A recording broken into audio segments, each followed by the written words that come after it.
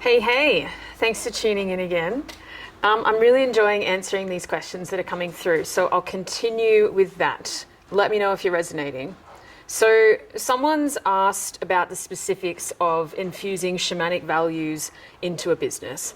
I just want to address first why we would do this so that people can relate to the why, and then the how sort of comes after.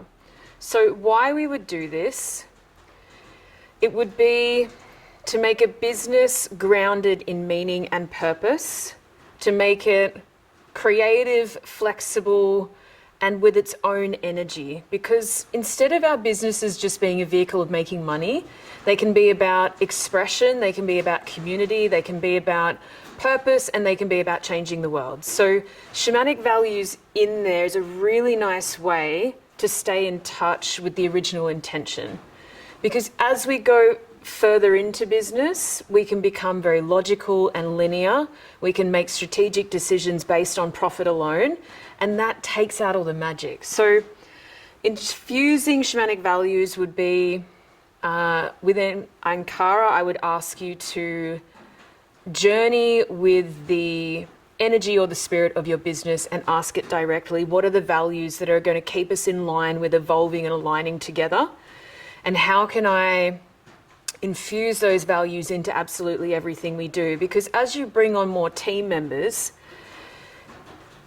as someone sitting in a visionary space and in a leadership space, it's my responsibility to communicate what the values are and how I foresee them playing out, so that we're not just worried about training someone, we're actually wanting them to deeply align with those values and know how to uphold those values in all their interactions.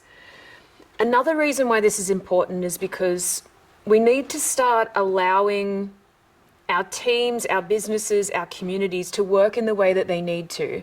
I speak a lot about neurodivergence versus neurotypical brains, but what I'm really talking about is how do different, unique people get along so that we can stop segregating and isolating ourselves based on the fact that we don't fit in anywhere.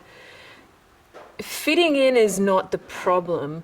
Knowing why and what the values are within a group or within a business structure or within a community is far more important. So we can put away all of our egoic, interpersonal, distracting feelings and programs and frictions towards something better, greater, more meaningful than how we feel about it.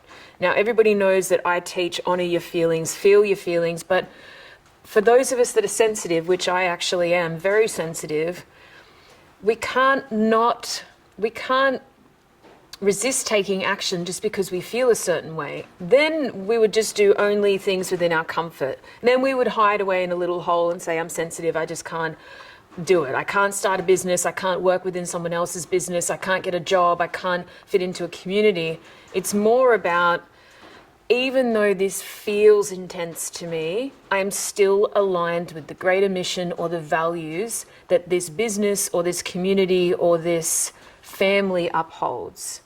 So whether you're in a chosen first family blood relative situation or a more soul tribe community situation, it's the values that keeps us intently focused on the right things, rather than how difficult it has become to co-inhabit with others and to find the depth that we've been craving.